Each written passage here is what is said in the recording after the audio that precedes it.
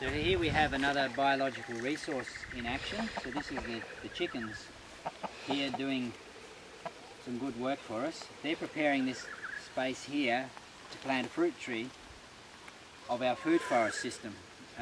3 weeks ago they were here, and when it got moved to there, this got planted out. So in this here, what they've removed is the grass. You'll see grass species in here, but it's actually the feed from their feed.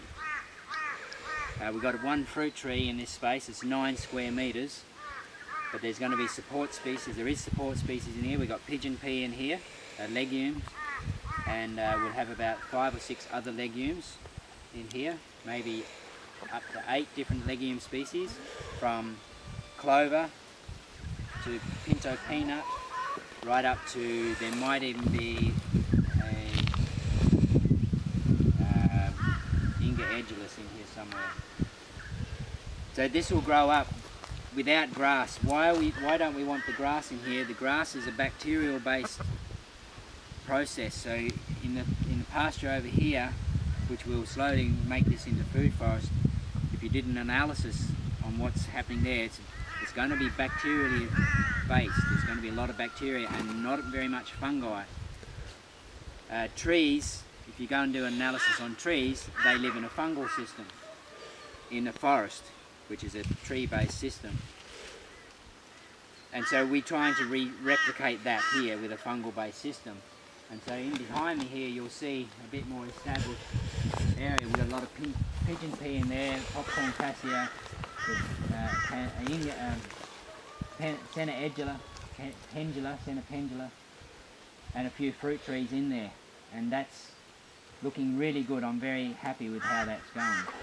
When we come into rainfall over evaporation, which will probably be around December, I'll go in and I'll do a chop and drop on there and promote the fruit tree, which is my climax species, by dropping that mulch around the fruit tree. We'll also drop it around the whole area as well, so that the ground isn't bared, and we'll bring along the species we want. We've got mugwort here. I like using mugwort. It's very easy to propagate, and I use it great as a mulch plant. It's a woody weed type. It's similar stem to lantana, which is a woody weed. I'm using also Tulsi basil here, which is a woody stem plant. It's very easy to propagate as well. And then we use them to chop and drop, and then that'll give the fungi something to work with, and hopefully build the soil conducive for the fruit trees. So in fact, in a food forest, before to establish the climax, you have different steps to respect. It's a succession process in the growth. And this one here, this is alfalfa. This should stay here all the way through. So it's a herbaceous, but it's pretty thick, so it's sort of like a ground cover. There'll be clover in here as well, which will be the ground cover, and the pinto peanut. But here's a herbaceous layer that will stay. In time, the mugwort will probably disappear. In several years' time, the Inga edulis will still be here, but we'll be chopping it back so that the sunlight can get into the fruit tree. So it's going to be still part of the system, but most of the others will disappear out of the system. Once the cover comes up, the canopy comes up of the fruit tree, and they start to touch each other. And what is the purpose of a food forest? To grow food. To grow food. To grow fruit is the main one that's going to be in here, but in underneath the fruit will also be other species that we can eat. There's probably always going to be the Canna edulis, the arrowroot, will probably always be here. We'll have herbs in here, which are bee attractants. We'll probably have a succession of more of the cassia, the Cassia didymopotria. We've got concrete, which is a mineral accumulator. We can also, this is near the bottom of the system, so we can actually harvest material here and take it, cycle it back up to the goats, up near the top. And then they'll turn it into manure, and that'll come down through the system. And so we're cycling the nutrients. So this is the bottom of the system, so we can actually take material from here and take it back up. I don't do much of that at this process because I'm trying to build soil here.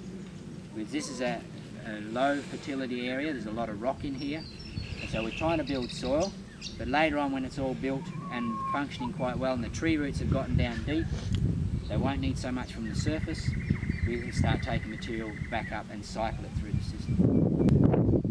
The grass is going to be building carbon in the soil if we manage it with the cows. We don't want it here because it's bacterial based. It's a different process for feeding cows than it is for feeding trees. We can bring a cow tethered in here and take material from here and feed the cow. We can do that later when it's established.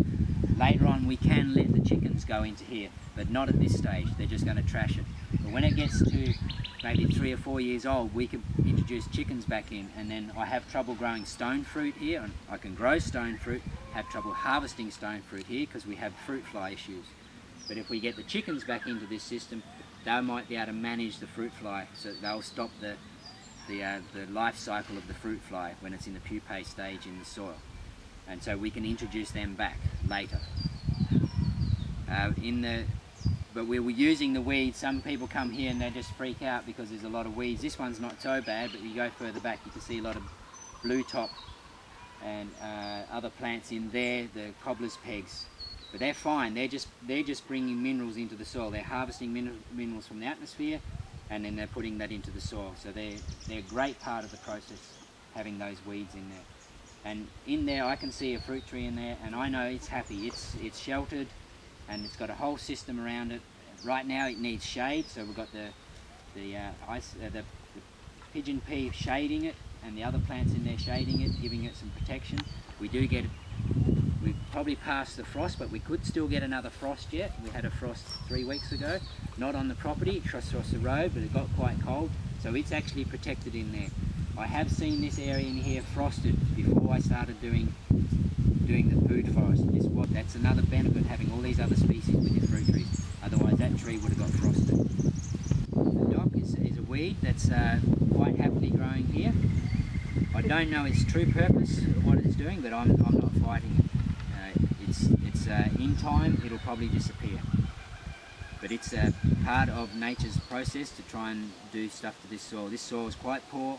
It's very hard, it's got a lot of rock, it's probably quite compacted. One time this would have been creek, but then it's had cows on it, probably got overstocked quite a bit. It's just part of the process. It has a good taproot and it's probably opening up the soil, and as it dies that leaves a fast carbon pathway in the soil. Over time, whichever tree is doing the best will win. And so then we'll just take out the one that we don't. We could have more in here. We could put 3 in this space here. If I had enough resources to do so, I'll put 3 in this nice 9 square metres, and then the one that went the best, I would keep and just remove the other 2. I don't have enough resources to put 3 in at a time.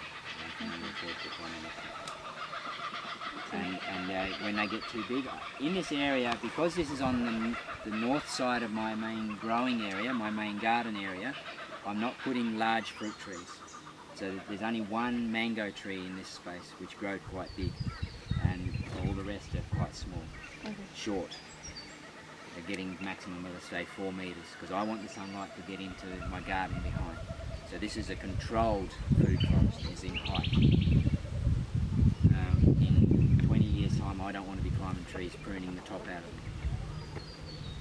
So I want to grow shorter species. Okay.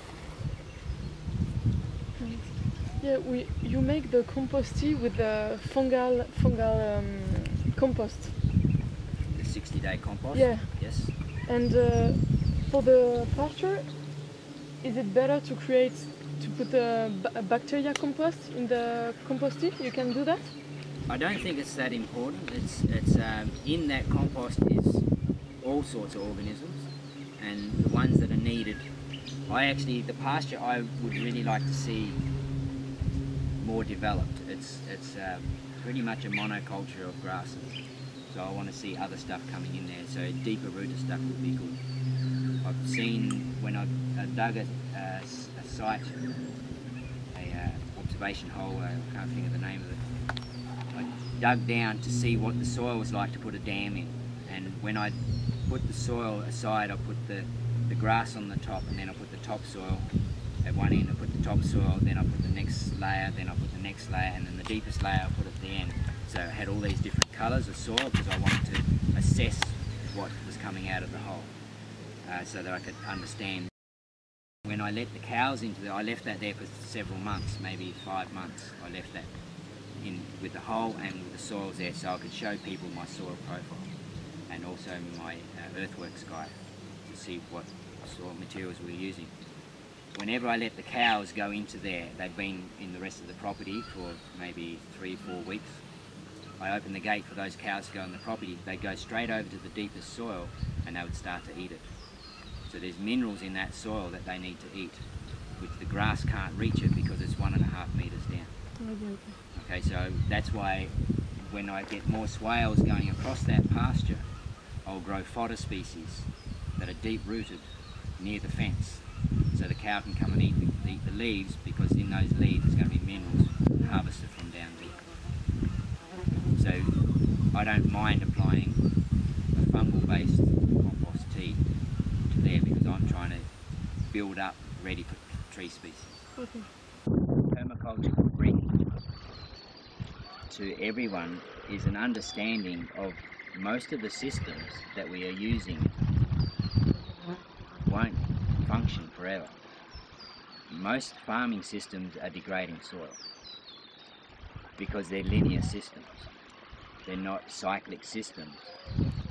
When you go into nature, a nice beautiful state forest or forest system, if you can find one, you'll see that they are building themselves. They're getting better and better. Whereas if you go and do an analysis on most farming systems, this is why the world is becoming more desert, is because they're destroying the soils. When you do permaculture, you reverse this process. You want to cooperate with nature and not work against. Absolutely, we are cooperating with nature. We are cooperating with the plants and the animals. Pests, weeds, everything. Everything, pests, yeah. We allow nature to work. I remove weeds from my garden because it's a bit of a nuisance to weed in your garden, yet nature's using those weeds to fix the soil.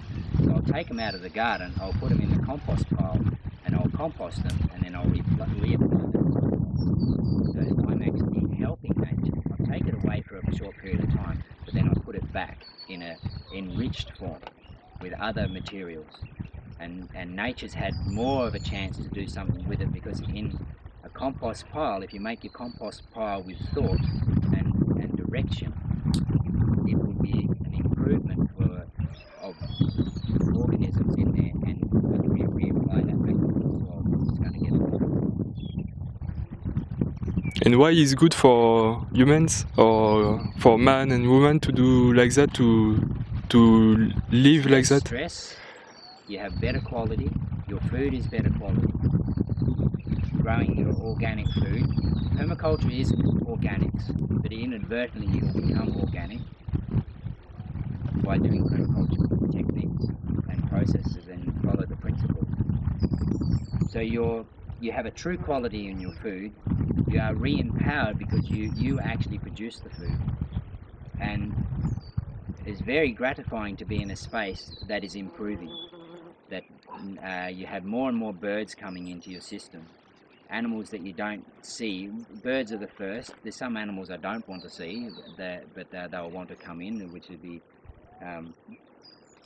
detrimental to my stock. So I'll have to avoid these. But creating spaces that we can have all these animals come into is very gratifying. So you can be in a productive process and have nature with you as well. And you go to permaculture places that are becoming more and more established, and you will see more nature there. You will see birds that you've never seen before, and you'll hear birds that you haven't heard before, and they just love coming into these spaces.